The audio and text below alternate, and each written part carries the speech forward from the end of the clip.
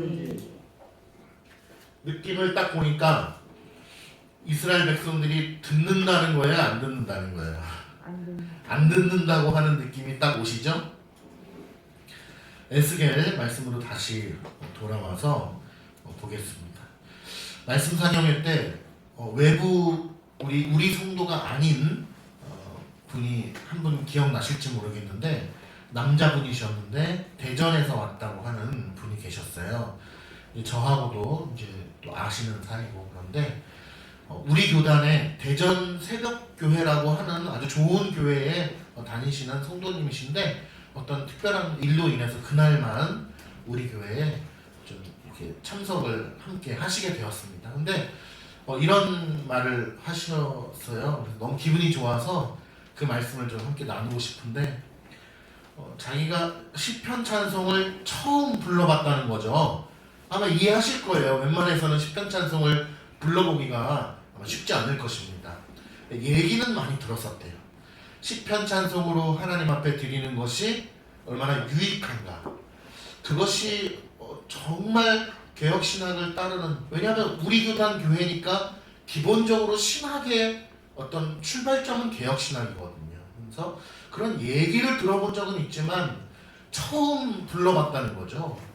근데 너무너무 마음에 감동이 있고 은혜가 있었고 그 말씀들이 자신의 가슴 가운데 막 새겨지더라는 거예요.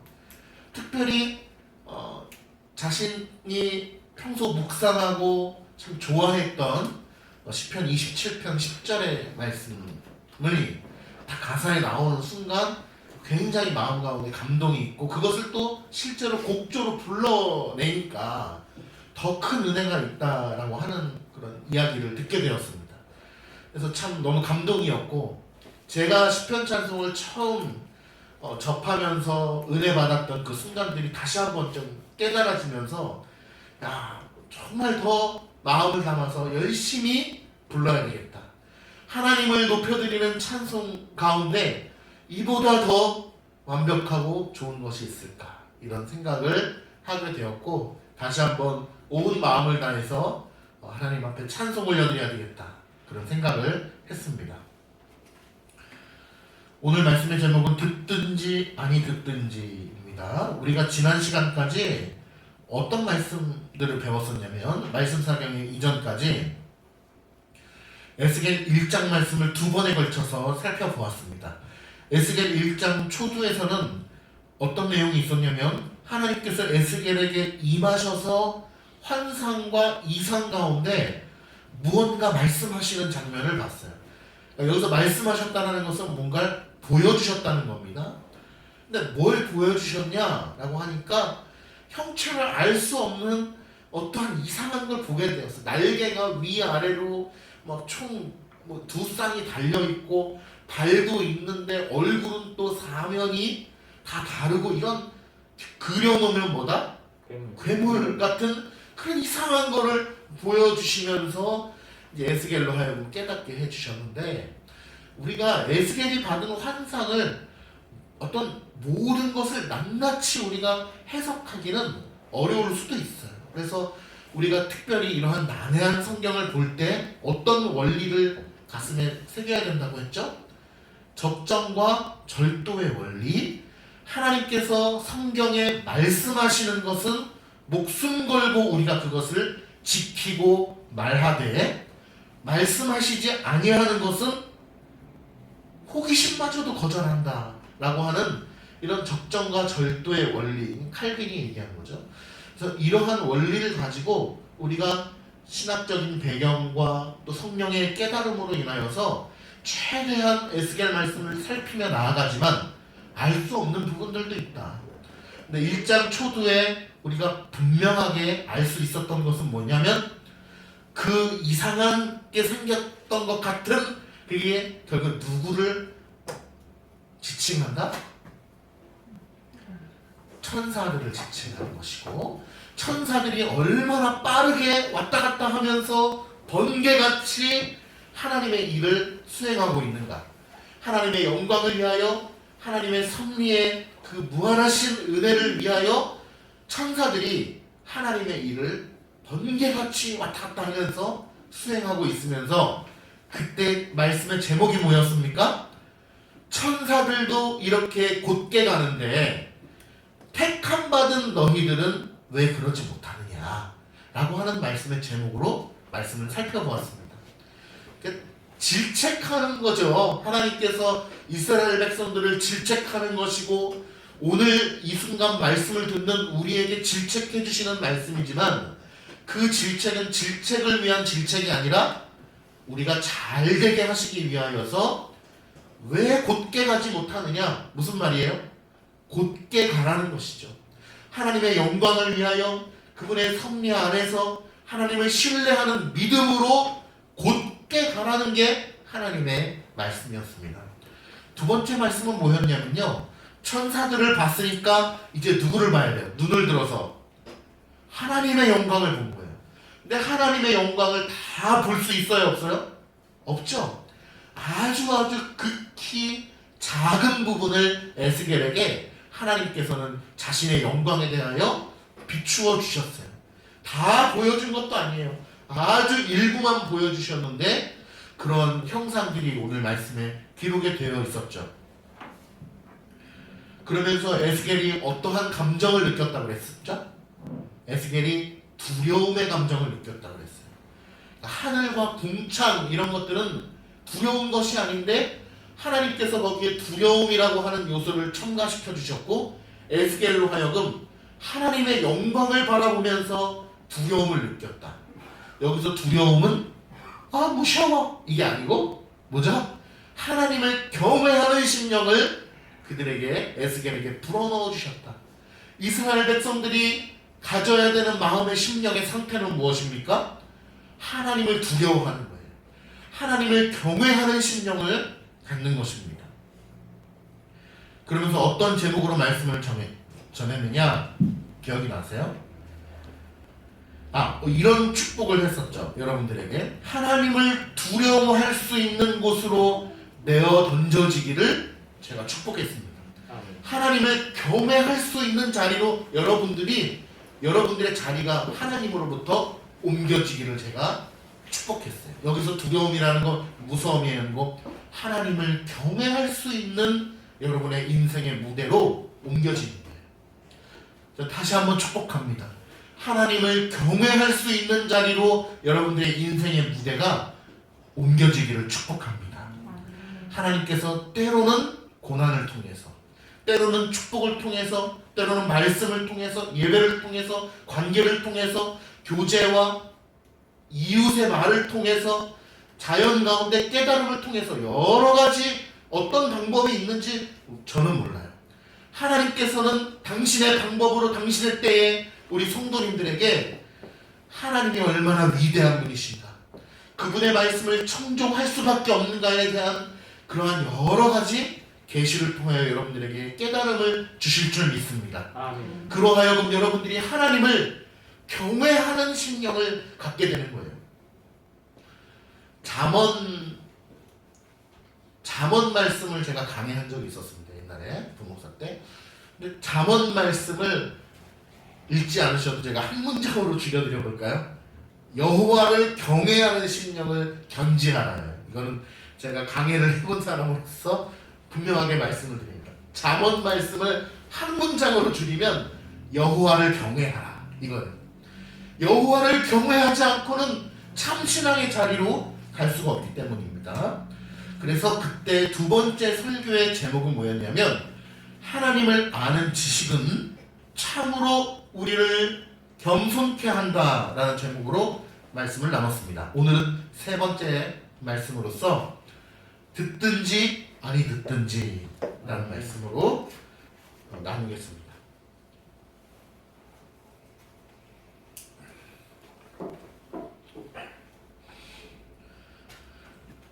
자, 1절 2절에 보니까요, 하나님께서 에스겔에게 말씀하십니다. 에스겔이 고백하고 있는 것은, 그가 내게 이르시되, 하나님께서 나에게 말씀하시되, 인자야 내 발로 일어서라, 내가 너에게 말할 것이다. 2절, 그가 내게 말씀하실 때 그 영이 내게 임하사 나를 일으켜 내 발로 세우시기로 내가 그 말씀하시는 자의 소리를 들으니 여기서의 포인트는 내가 말씀하시는 자의 소리를 들었다라고 얘기합니다. 여러분, 소리라고 하는 거는 지금 에스겔 1장부터 굉장히 반복적으로 언급이 되고 있는 키워드입니다. 하나님의 말씀의 소리. 우리는 자꾸 소리, 말씀하면은 사운드만 생각을 해요. 그래서 예를 들었던 게 무엇입니까? 천지 창조하실 때 세상을 뭘로 만드셨죠? 말씀으로 만드셨다라고 우리가 알고 있잖아요. 그러면 우리는 늘 뭘 상상해요? 하나님께서 이렇게 말씀하셨을 거야, 얘들아. 채훈아, 하나님께서 이렇게 말씀하셨을 거야. 동물들아, 예스라, 이렇게 말씀하셨을 거야 라고 그 사운드만 생각을 한단 말이에요. 근데 여기서 중요한 건 그 사운드가 아니에요. 하나님께서 실제로 어떤 말씀으로 세상을 지으셨을까 생각해봐도 잘 답이 안 나옵니다. 한국어로 하셨을까? 헬라어로 하셨나? 언어가 창조되기 이전에, 하나님은 언어 위에 있으신 분이잖아요. 사람이 알아듣기 쉽게 하기 위하여 모세에게 말씀하시는 분이시지, 그 언어에 국한받는 분이 아니란 말이에요. 인간이 아무도 없는데 헬라어로 하셨을까? 히브리어로 하셨을까라고 생각하는 것 자체가 우스운 일이 되는 거죠. 그러니까 중요한 건 뭐냐면, 말씀으로 창조하셨다, 혹은 오늘 본문에도 보면 말씀하시는 자의 소리를 들었다라고 하는 거는, 에스겔이 어느 나라 말로 들었을까? 하나님의 목소리의 사운드는 얼마나 클까? 스피커로 하는 것처럼 클까? 아니면 뭐 천둥번개처럼 클까? 이런 상상을 하지만 중요한 포인트는 말씀하시는 자라는 거예요. 명령하시는 자. 그분의 말씀은 우리가 듣고 싶으면 듣고 말고 싶으면 말은 그런 선택의 여지가 아니라, 그분이 말씀하시는 선지자는 들어야 되는 겁니다.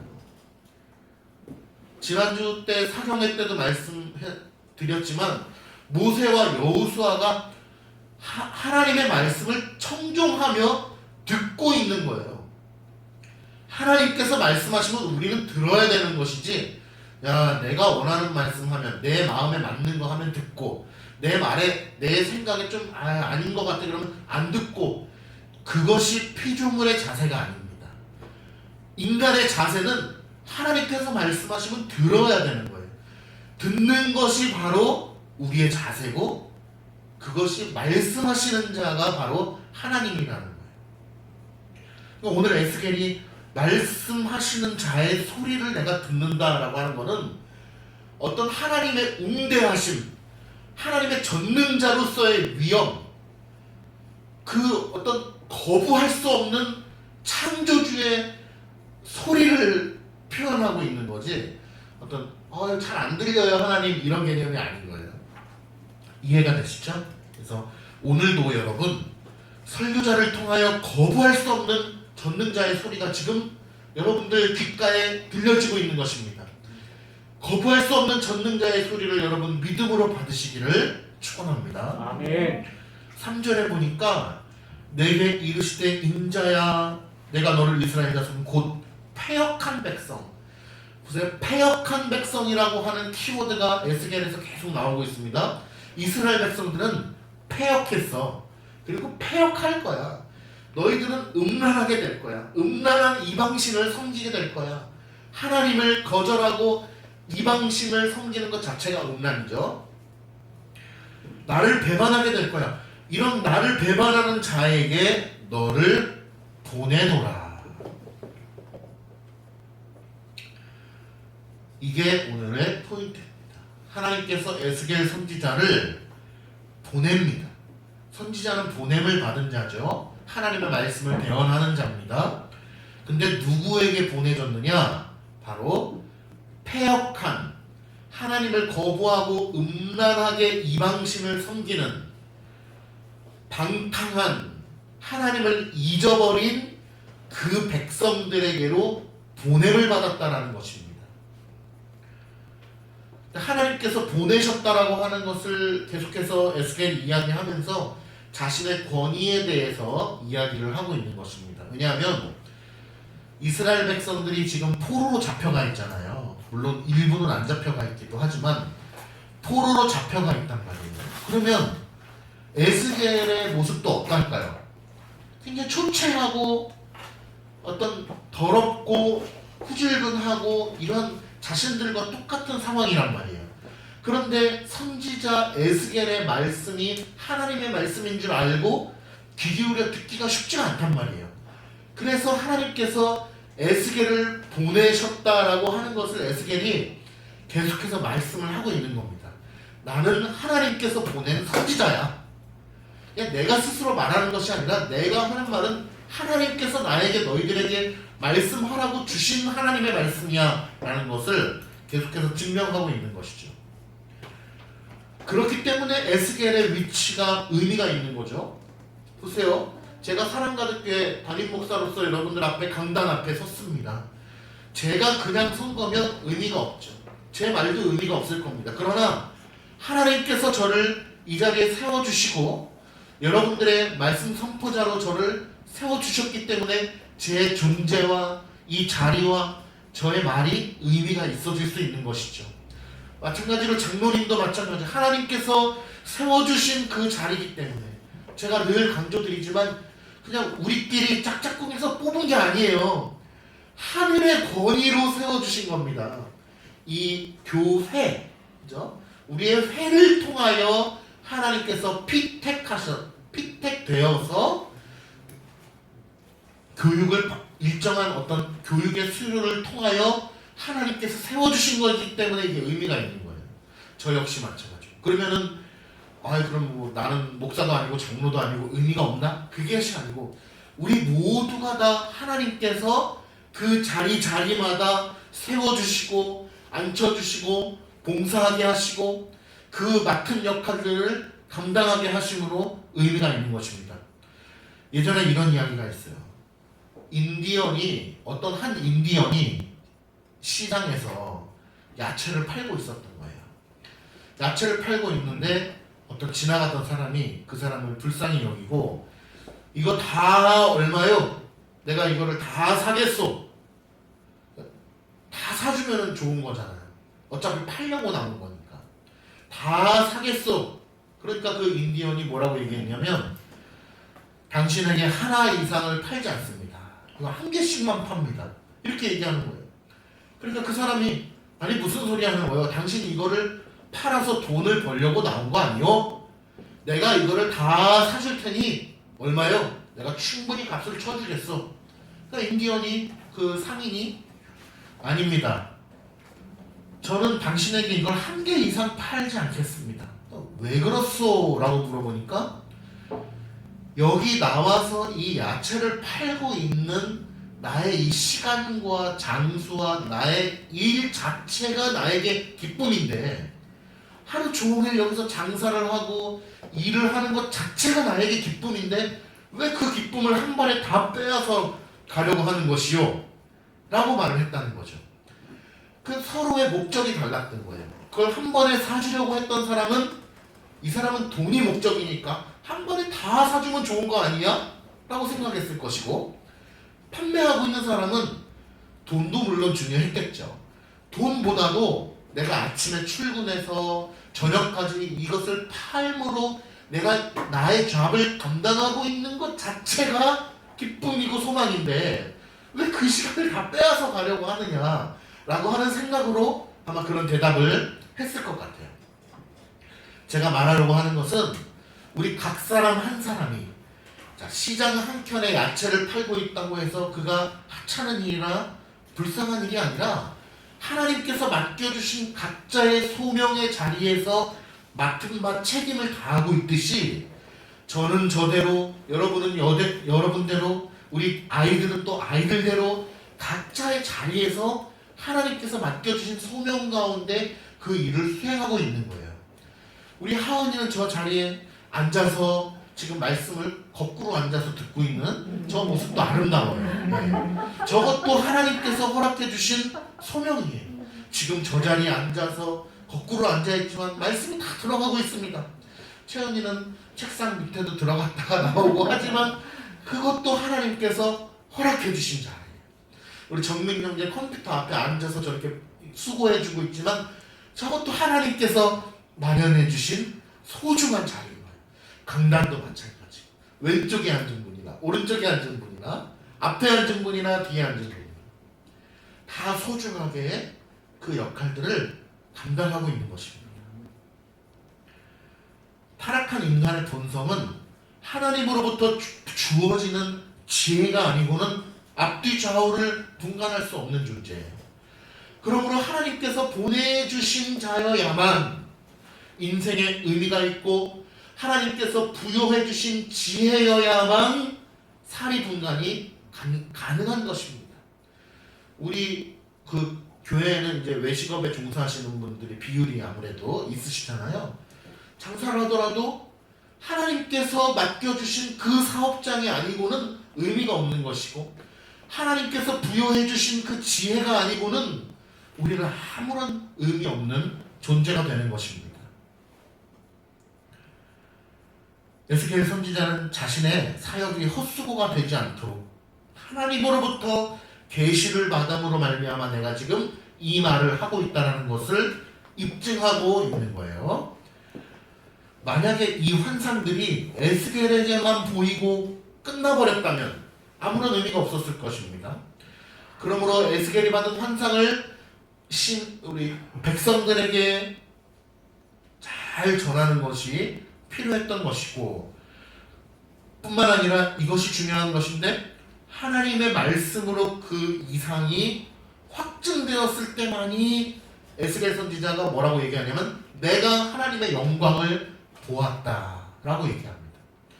저는 요한복음 강의 말씀을 통해서 3년 동안 거의 하나님의 영광을 보는 것에 대하여 여러분들에게 한 100번 이상을 말씀드렸을 것 같아요. 하나님의 영광을 본다. 여러분 하나님의 영광을 본다라고 하는 것은 무엇입니까? 어떤 웅장한 하늘을 볼 때 영광을 보는 것입니까? 그렇지 않아요. 하나님의 영광이라고 하는 것이 무엇입니까? 가장 궁극의 하나님의 영광은 바로 이 말씀이죠. 말씀을 통해서 하나님은 당신의 영광을 우리에게 계시해 주셨어요. 우리는 말씀을 읽고 말씀을 듣고 깨달음으로 말미암아 하나님의 영광을 배울 수 있습니다. 하나님의 말씀을 듣고 읽고 깨달을 때만이 자연 만물을 보면서 저들이 하나님을 찬송하고 있구나. 저 바다가 찰싹찰싹거리면서 파도를 치며 하나님을 찬송하고 있구나라는 것을 깨달을 수 있는 것이죠. 말씀을 통하지 않고는 그것을 깨달을 수 없는 것입니다.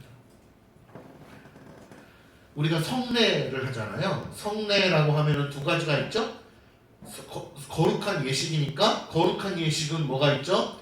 성찬과 세례가 있죠. 우리가 성찬을 이제 자주 못하고 있죠. 지금 코로나 때문에. 그러나 이제 원래 우리 매주 했잖아요. 성찬이라고 하는 것 자체도 마찬가지죠. 하나님의 말씀을 통해서 확증되어지지 않으면 아무런 의미가 없는 행위가 될 수 있는 거예요. 그러므로 말씀을 통하여 받는 믿음의 보조적 수단으로서 우리의 믿음을 견고케 해주는 장치가 되는 거잖아요. 그러니까 성찬이라고 하는 행위도 말씀을 통해 입증될 때만이 그것이 의미가 있는 것이죠. 우리가 12월 마지막 주에 이제 하영이 유아 세례식을 하게 될 텐데 세례식은 무엇입니까? 세례 예식은 하나님께서 우리에게 실제로 베풀어 주신 구원의 은혜를 눈으로 볼 수 있는 하나의 시청각 교육으로서 우리에게 허락해 주신 예식이잖아요. 그러니까 유아 세례 예식을 할 때라도 말씀을 통해서 그 예식이 확증되지 않으면은 아무런 의미가 없는 사건이 되는 거예요.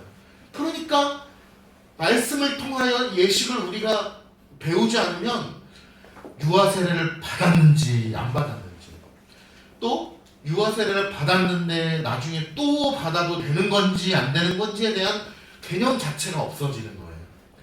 내가 세례를 받았는데 어른이 돼서 또 좋은 거니까 또 받으면 좋은 거 아니에요? 라고 하는 그런 생각도 하게 되는 것입니다. 왜냐하면 세례 예식이 무엇을 의미하는지를 잘 배워본 적이 없기 때문에 그런 거죠. 성찬도 이것이 의미하는 것이 무엇인지를 잘 배워본 적이 없기 때문에 그러한 이 사달이 나는 것입니다. 그러니까 말씀을 통하여 확증하여 잘 배우는 것이 무엇보다도 중요하다. 오늘 에스겔 선지자는 자신이 본 이상을 백성들에게 전하는 데 있어서 하나님 말씀으로 확증하여서 하나님의 영광을 부여하고 있는 것입니다. 오늘 본문에 보니까 하나님께서 에스겔을 뭐라고 부르는 장면이 나옵니까? 에스겔을 부르시는데 뭐뭐야 라고 불러요. 뭐라고 부르시죠? 인자야 라고 부릅니다. 자, 인자. 성경에서 얘기하는 인자 들어보셨어요? 많이 들어보셨을 거예요. 보통 인자라고 하면 누구를 지칭했어요? 예수 그리스도께서 자기 자신을 지칭하면서 인자라고 말씀하셔요. 그럼 인자는 한문이잖아요. 무슨 뜻이죠? 사람 인자의 아들 자자에서 사람의 아들입니다. 영어로 하면 son of God. 자, 사람의 아들. 자, 성경에서 사람이라고 얘기하면 누구를 얘기하는 거냐면 기본적으로 근원은 아담을 얘기하는 거예요. 그래서 아담이라는 말 자체가 사람이라는 뜻이잖아요. 근데 이제 뭐 다 설명드릴 수 없지만 통상적으로 높여 부르는 말이기도 합니다. 그래서 오늘 본문에서는요, 물론 에스겔 자체가 예수 그리스도를 예표하는 하나의 인물이 될 수도 있고, 또 아담의 자손으로서의 어떠한 역할들을 감당하는 하나의 예표가 될 수도 있지만, 오늘 본문에서는 하나님께서 에스겔을 존중하여서 불러주시는 의미로 우리가 받아들이면 좋을 것 같아요. 하나님께서 에스겔 선지자를 다 옷도 후줄근하고 똑같이 포로로 잡혀가고 있으니까 에스겔 선지자의 말씀을 통하여 하나님의 말씀을 전달하기 위해서 에스겔을 좀 높여주는 거예요. 그래서 그러한 의미로 받아주시면 좋을 것 같습니다. 에스겔을 다른 사람들보다 좀 높이 세우시기를 원하셨다. 왜냐하면 하나님의 말씀을 전하는 대변인이 되기 때문입니다.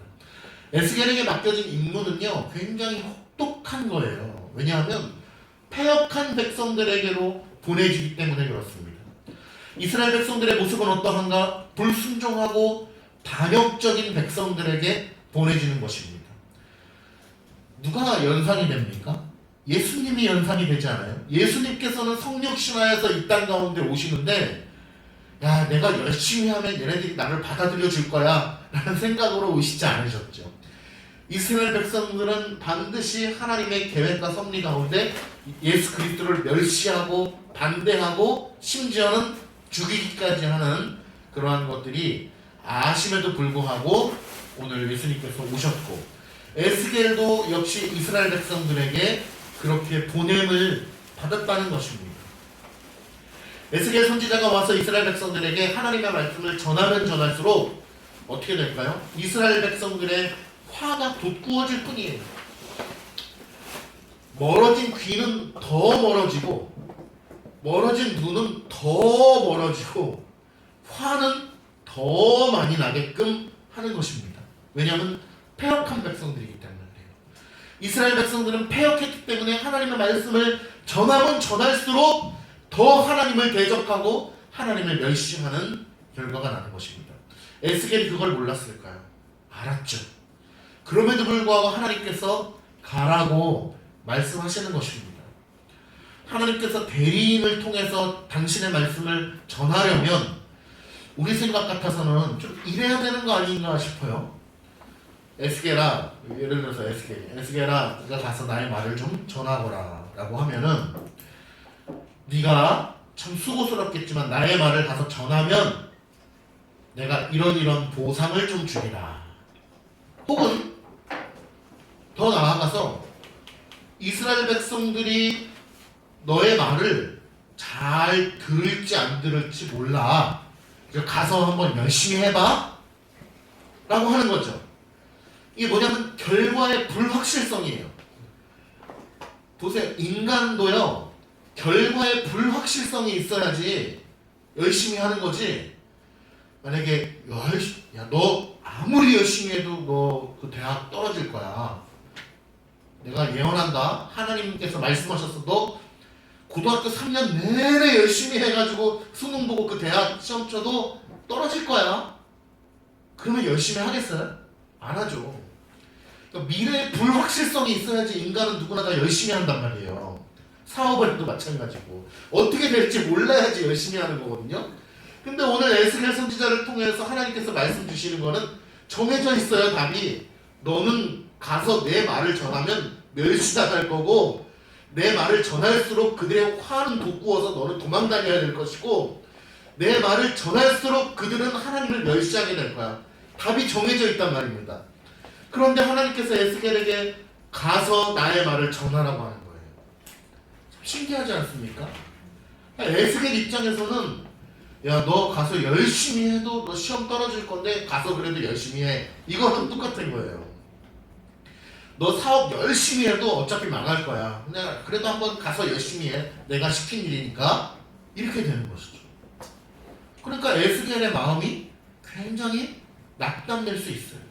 자, 그러나 여기서 제가 이게 비유의 또 이 난점인데요. 에스겔이 가서 이스라엘 백성들에게 하나님의 말씀을 전했을 때 멸시당하고 그러잖아요. 그럼 에스겔이 문제를 내볼게요. 에스겔이 두려워하고 낙담했던 것은 자기가 막 멸시당하고 공격당하고 힘들어질까봐 두려워했을까요? 아니면 자기가 하나님의 말씀을 전했음에도 불구하고 하나님의 말씀이 멸시당하는 걸 두려워했을까요? 두 번째죠. 자기가 공격당하는 것도 두려웠을 거예요. 그러나 에스겔 선지자가 정말로 두려워하고 낙담하는 것은 자신에게 말씀해 주신 하나님의 말씀을 들고 이스라엘 백성들에게 가서 백성들아 하나님께서 이렇게 말씀하셨다라고 하면서 말씀을 던지는데 하나님의 그 위대하시고 웅대하신 하나님의 말씀이 그냥 탁구공처럼 날아가는 겁니다. 말씀하셨다 팅 날아가는, 말씀하셨다 허공으로 사라지는 거예요. 그것에 대하여 에스겔 선지자는 굉장히 낙담했을 것입니다. 그러나 오늘 제목처럼요, 듣든지 안 듣든지 하나님께서는 가서 전하라 라고 말씀하고 있다는 것입니다. 하나님께서는 당신께서 우리에게 명령하실 때 어떤 행복한 결과를 약속해 놓고서 우리에게 말씀하시는 것이 아니에요. 우리에게 그저 순종하기를 원하신다는 겁니다. 우리가 그저 하나님 말씀을 받들기를 원하는 거예요. 하나님의 명령을 순종하는 것 자체로만도 충분하다라고 말씀하고 있는 것입니다. 나의 수고로 무엇을 얻을까, 무엇을 성과를 낼 수 있는가를 늘 생각하지만 어떠한 결실이 없을 때라도 수고해야 되는 경우가 있습니다. 저는 특별 새벽 기도라든지 그런 것들을 악하게 보지 않지만 때로는 사람들의 그 인본주의적 성향이 어떤 결과를 낳느냐 하면, 만약에 40일 특별 작정 기도를 했어요. 내가 가지고 기도하는 제목이 있을 거 아니에요. 뭐 자식의 어떤 입시라든지 건강이라든지 사업이라든지. 근데 우리는 그 기도의 응답의 타이밍이나 결과를 정해놓고 기도하는 경우가 굉장히 많다는 거예요. 인간의 본성은 그래요. 하나님께서 우리에게 하나님 이거를 응답해 주셔야만 한다라고 하는 어떤 확증을 가지고서 기도를 해요. 그리고 또 40일 그 기도 작정을 하면은 마지막 날 꼭 응답이 와야 돼. 안 그러면은 안 돼. 내가 정해놓은 거는 40일 그 마지막 날 아니면 끝나고 다음 날 그 응답이 와야지만 뭔가 될 것 같은, 이 드라마틱한 어떤 기도의 여정이 될 것 같은 생각이 든다는 것이죠. 그래서 그런 작정 기도를 하는 것은 굉장히 참 기도를 안 하는 거에 비하면 대단히 좋은 일이지만, 그런 인본주의적인 생각을 가지고서 어떤 정해놓는다든지 그런 것은 위험할 수 있다. 왜냐하면 내가 정해놓은 대로 하나님께서 응답해 주시지 않으면 실망하게 되거든요. 그래서 오늘 에스겔 선지자는 하나님께서 어떤 결과가 우리의 생각에는 맞지 않지만 그럼에도 불구하고 하나님의 말씀을 그저 순종하라고 말씀하고 있는 것입니다. 교회를 개척하고요, 평생을 목회를 해도 은퇴할 때까지 자식들 외에는 아무도 성도가 없는 그러한 경우들도 있다고 합니다. 혹자들은 이렇게 얘기해요. 그럴 거면은 뭐하러 개척을 했느냐, 부르심이 아닌 것이 아니냐, 이런 얘기들을 하지만 그렇지 않다는 것입니다. 하나님께서 다 그분의 뜻 가운데 그 자리에 소중하게 세워주신 거예요. 제가 이 얘기를 처음 하는 거는 아닌데 또 하고 싶습니다.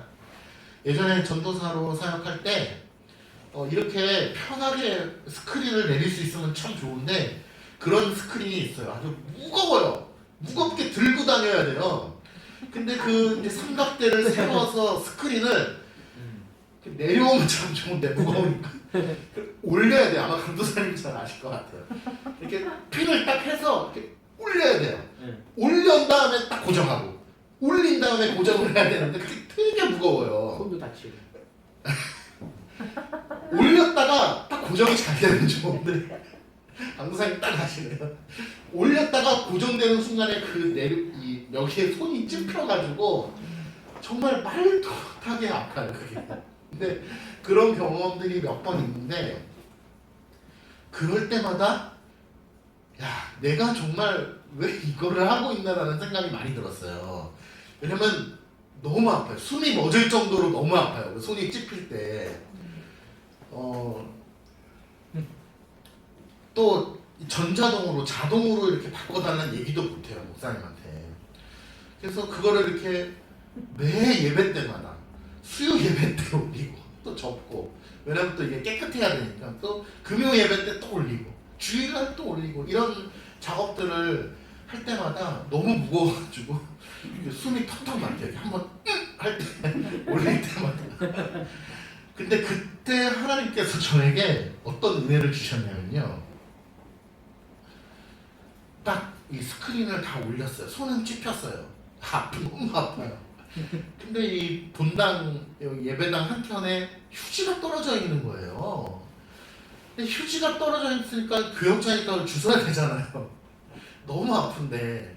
근데 그때 하나님께서 제 마음 가운데 강한 마음의 감동으로 어떠한 깨달음을 주셨냐 하면, 제신아, 저 휴지 한 조각을 줍더라도 내가 시켜서, 제신아 저 휴지 한 조각 주워줘.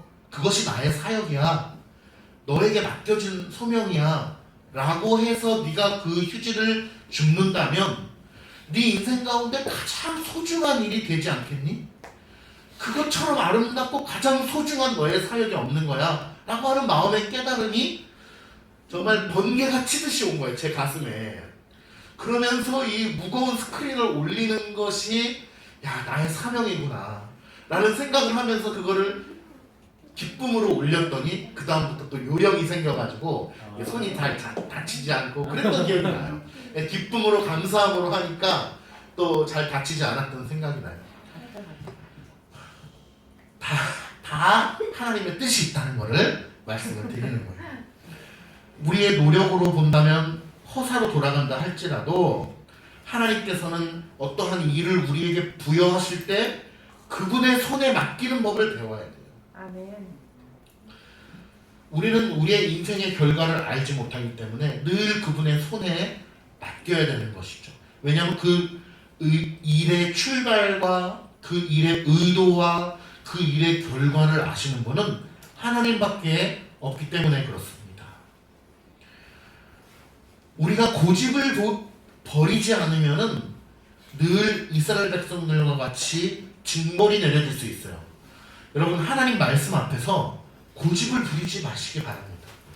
고집을 부리면 징벌이 일어납니다. 여러분, 가장 무서운 징벌이 무엇입니까? 사업이 망하는 거예요? 건강을 잃는 거? 뭐죠? 내버려 두시는 거예요.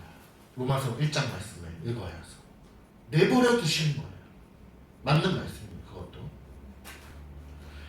내버려 두면은요 어떤지 아세요, 여러분?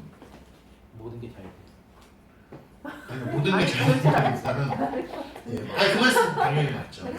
내버려 두시면요 내 마음이 진짜 편안해요. 교회 다닐 때는 오히려 목사님 말씀 듣고 마음이 불편해. 목사님 뭐야 내 얘기하는 거 아니야? 표적 설교 아니야? 이러는데 교회를 그만두고 예배 안 드리고 내 뜻대로 살고 내버려 두시잖아요. 마음에 평안을 얻습니다. 야 이게 진정한 평화다. 팍스 로마나처럼 팍스 마이셀프로 돼가지고 야 진정한 평화다 이렇게 누리게 된다니까요. 근데 그게 진정한 평화가 아닌데, 왜냐하면 인간의 본성대로 가면 평화를 누려요. 인간은 개혁신학은 인간의 본성을 역행하는 신학이라고 얘기하잖아요. 그러므로 여러분들은 가장 훌륭한 신학 안에서 하나님의 선택을 받아서 이 자리에서 영적인 지도를 받고 있는 하나님의 백성들이에요. 아멘. 때로는 불편할 거예요. 때로는 힘들어요. 특별히 죄를 이야기하고 하나님의 말씀을 직설적으로 선포하고, 특별히 이제 우리 교회가 당회가 이제 세워졌으니까 권징이 실시될 때 기분이 나쁠 거예요. 성도님, 지금 성도님의 신앙에는 지금 문제가 있는 것 같습니다. 좀 지금 처방이 필요합니다. 치료가 필요합니다. 예배에 힘써 주시기 바랍니다. 이러한 어떤 처방이 내려질 때 힘들어요. 제가 여기 건너편에 우리 영내과를 다닙니다. 거의 저의 주치의 선생님으로 알고 다니고 있어요. 제가 뭐 약도 거기서 지어 먹고 검사도 거기서 하고 종합 검사도 하니까요. 아주 선생님하고 친합니다. 선생님이 좋아요. 아주 저한테 목사님 그러고, 예, 제가 아무튼 20kg 빼면 아무튼 교회에 한번 오시겠다고 했거든요. 예, 근데 그 선생님 너무 좋아요. 부드러워. 어르신들이 엄청 좋아요. 근데 저한테 뭐라는 줄 아세요? 목사님, 살 빼셔야 돼요. 근데 제 마음이 어떤지 아세요? 기분이 더러워요. 기분이 나빠요. 나보고 살 빼라는데. 사람의 마음이 그렇잖아요. 뚱뚱한데 뚱뚱하다고 하면 기분이 나쁘다니까요. 살 빼야 되는 거 알죠? 근데 살 빼라고 의사 선생님한테 들었는데도 기분이 나빠요. 그때 무슨 생각이 드는지 아세요? 다른 병원을 알아봐야 되겠다. 네, 다른 병원을 알아봐야 되겠다. 기분이 너무 나쁜 거예요. 근데 그거를 이겨내야 되잖아요. 의사 선생님 말씀 들어야 되잖아요. 그 말씀이 맞는 말이잖아요. 의사 선생님 맨날 저보고 얼마나 좋냐고 의왕시 좀 걸어 다니라고 얘기하거든요. 기분이 나빠요. 배구노스 걸으라는데 기분이 나빠. 좀 신기해요. 배구노스 하루에 한 바퀴만 돌으라고 그러는데 기분이 나빠요. 제가 그 말을 들으면. 이 인간의 본성이 그렇다. 그러면 하물며 우리의 영적인 건강에 대해서 목사가 직언을 쏟아내면은 여러분들의 기분이 어떻겠어요?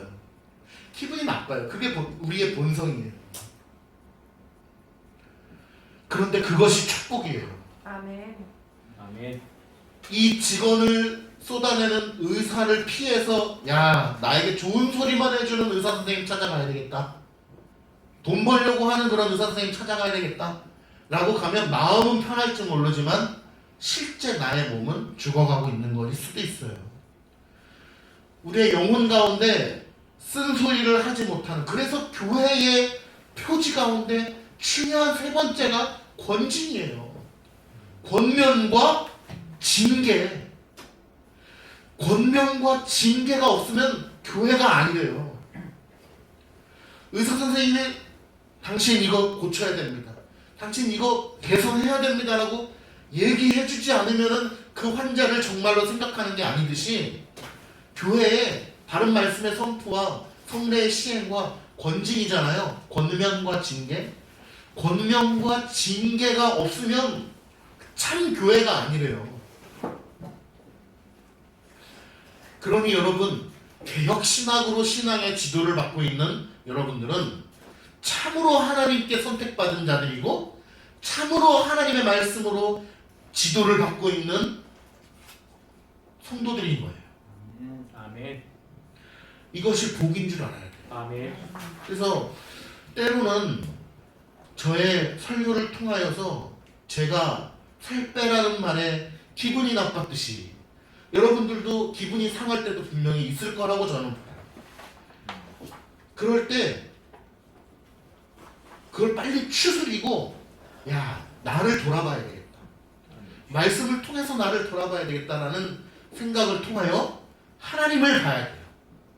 에스겔 선지자가 천사들을 환상으로 보다가 눈을 들어 하나님의 영광을 보게 되었던 것처럼 여러분 눈을 들어 하나님의 영광을 봐야 돼요.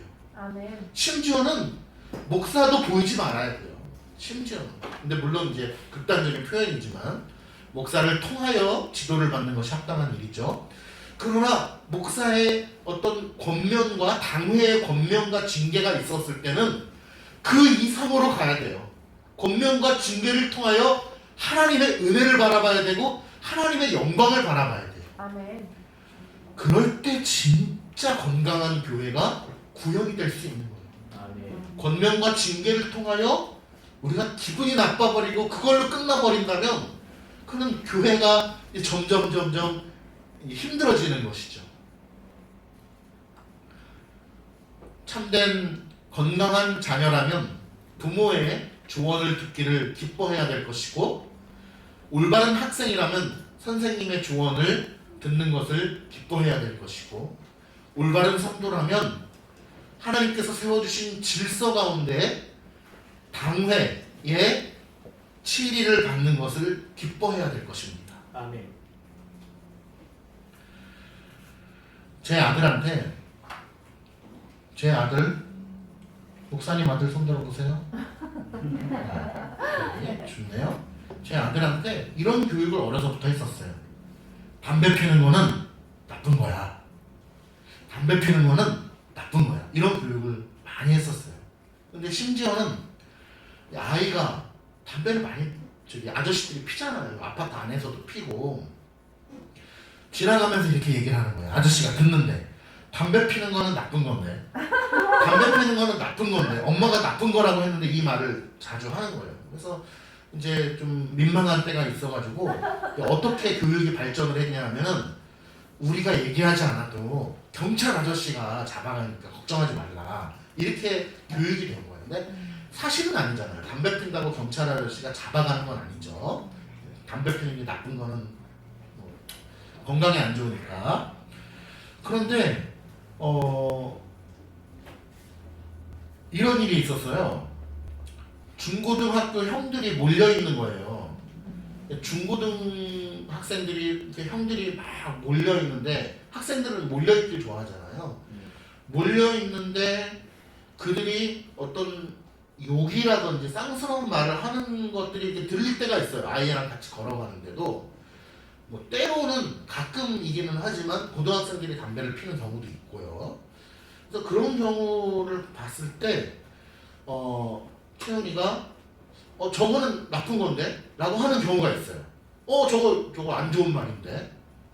저거 나쁜 건데? 저 담배 피우는 저 나쁜 건데? 이런 그랬을 때 아이는 어떤 생각을 하냐 하면 아빠가 가서 얘기를 해야 된다는 거죠. 아빠가 가서 혼내야 된다는 거예요. 근데 우리 사회적 그 환경이 쉽지가 않잖아요.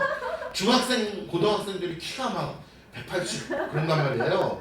막 몰려있는데 가서 뭐 담배 꽉 이렇게 할 수가 이게 쉽지 않단 말이죠.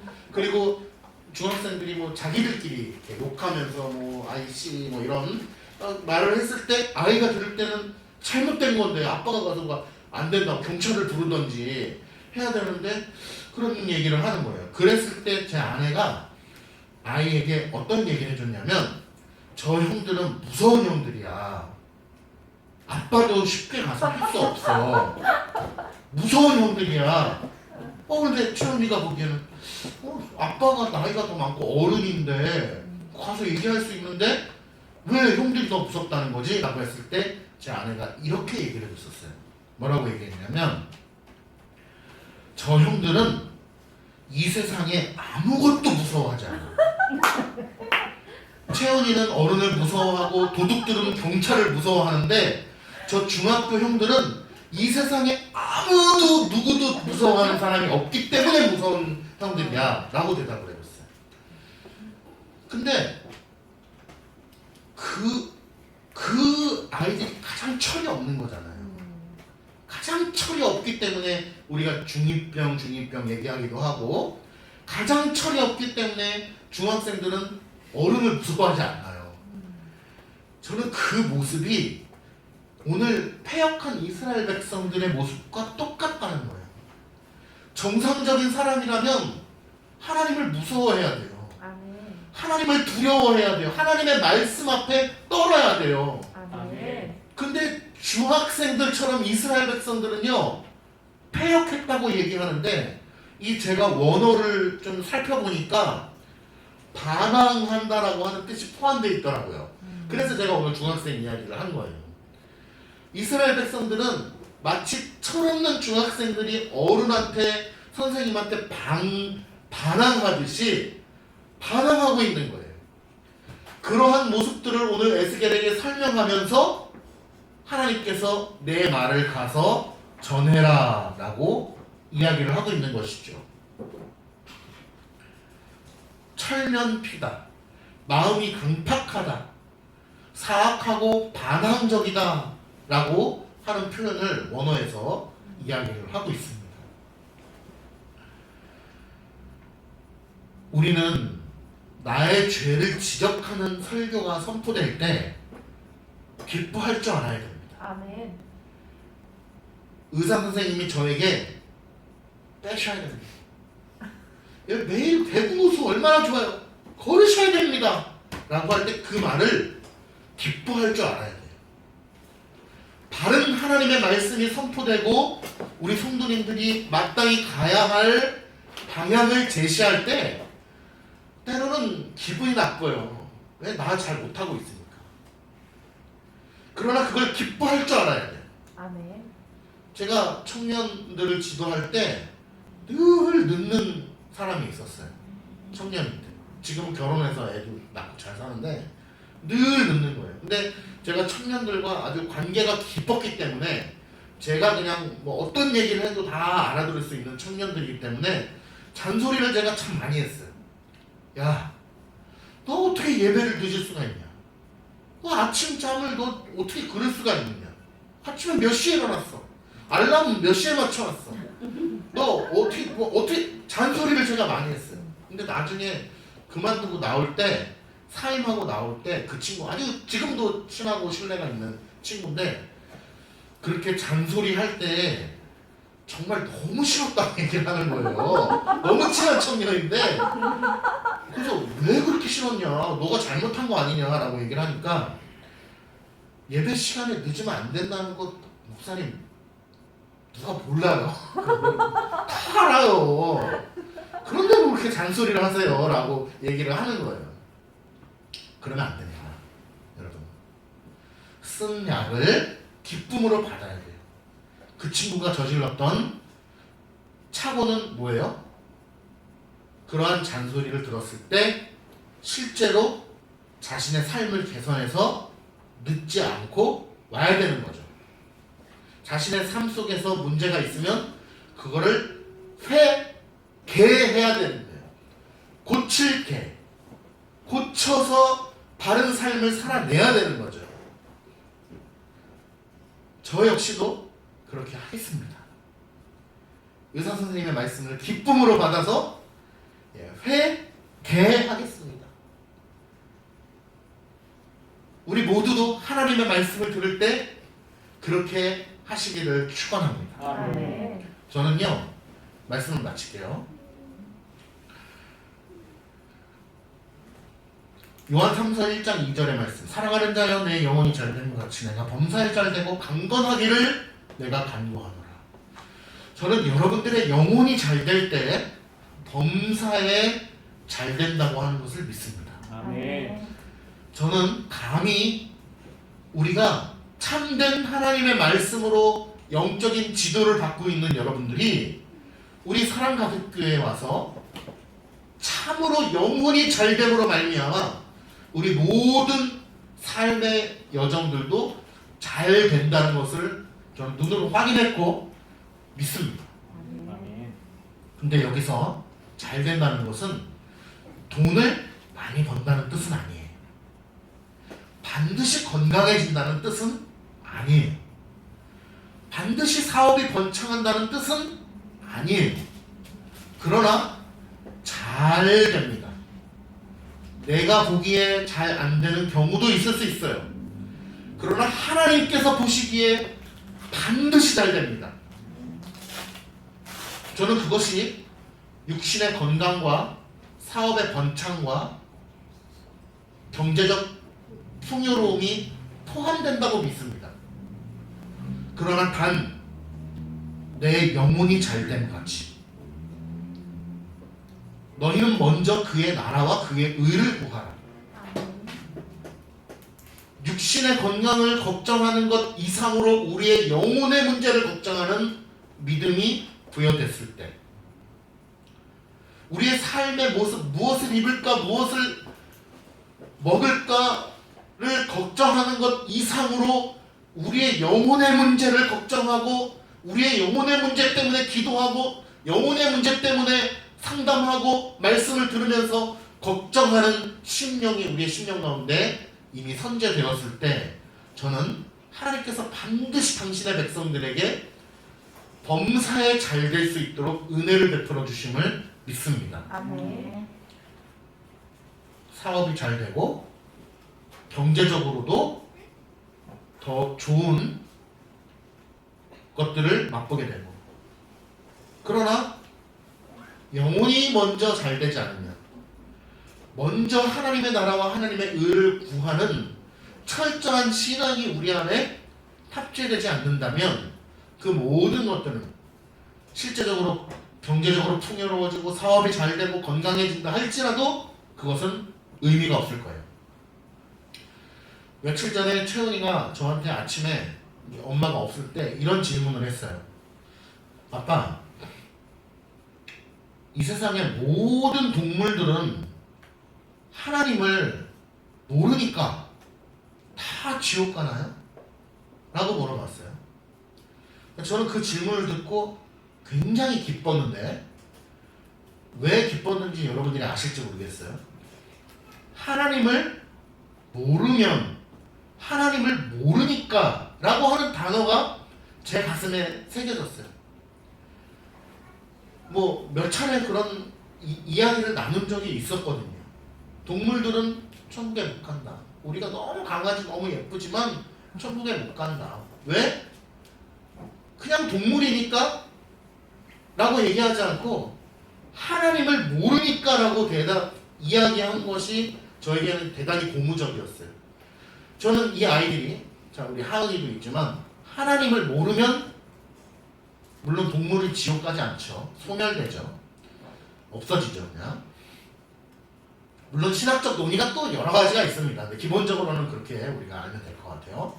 근데 하나님을 그때 제가 어떤 다짐을 했냐면 채은이나 하은이나 호진이나 하율이 하은이나 하영이나 이 아이들이 유아세례 이제 받고 이제 입교 때까지 커갈 거예요. 이제 헌법에는 만 14세니까 중학교 2학년, 3학년 정도 됐을 때 이제 자신의 지식으로 자신의 마음으로 신앙을 고백하고 이제 부모의 지도가 아닌 부모의 신앙의 지도가 아닌 지도를 여전히 받아야 되지만 스스로의 신앙 고백으로 하나님께 고백하고 이 회에 정교인이 되겠다라고 하는 고백을 하는 위대한 순간이에요. 그때부터 공동의회 때 투표권이 생기는 거예요.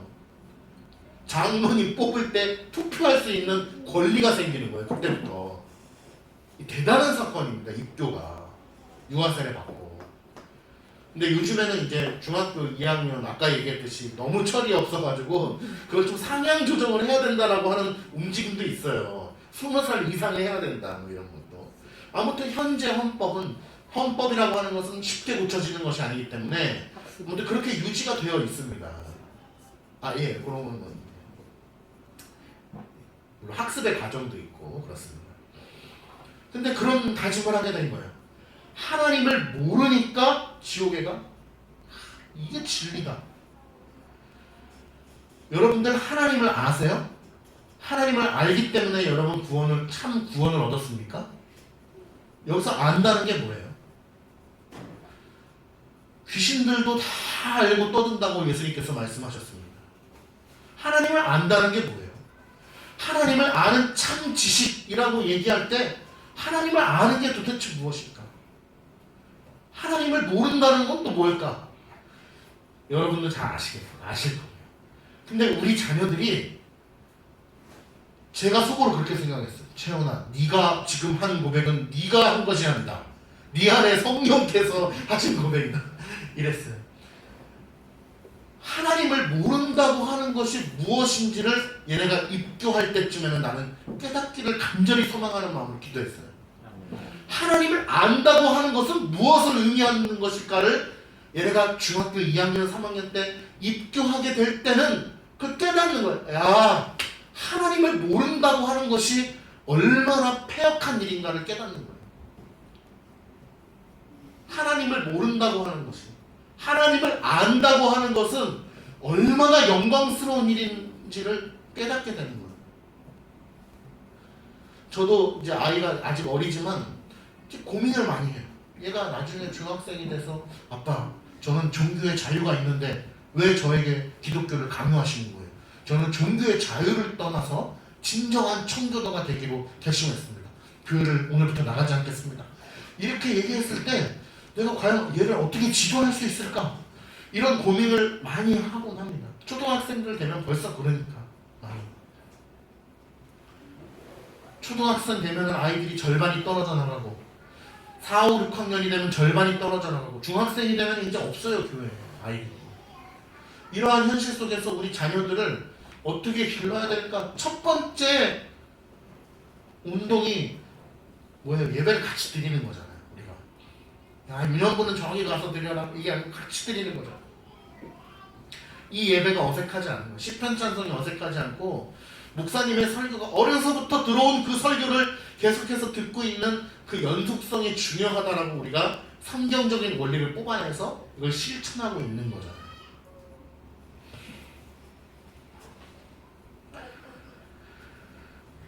여러분들에게 참되신 하나님의 말씀이 약이 되어서 잘 작용될 수 있기를 바랍니다. 하나님의 말씀이 선포될 때는요, 성도님들 기준에 맞춰서 선포되는 게 아니에요. 야, 내가 볼 때 저건 아닌데 라고 하는 기준으로 선포되는 것이 아니고 하나님 보시기에 합당한 기준으로 선포되는 것이 설교 말씀이고 권면이고 징계입니다. 그러므로 때로는 내 마음에 안 들 수가 있어요. 내 마음에 안 든다고 해서 하나님 말씀이 아닌 게 아닙니다. 그거를 우리가 명심해야 돼요. 두 번째는 하나님의 말씀을 듣든지 안 듣든지 가서 전해야 됩니다. 저 역시도 그래야 될 것이고 여러분들도 삶 속에서 그리해야 될 것입니다. 삶 속에서 복음 전하기가 쉽진 않을 거예요. 그러나 그러한 틈을 만들어 보시기를 바랍니다. 복음을 잘 전할 수 있는 틈을 잘 마련하셔서 하나님의 복음을 전할 수 있는 그러한 복음의 전포자가 되기를 간절히 소망합니다. 기도하겠습니다.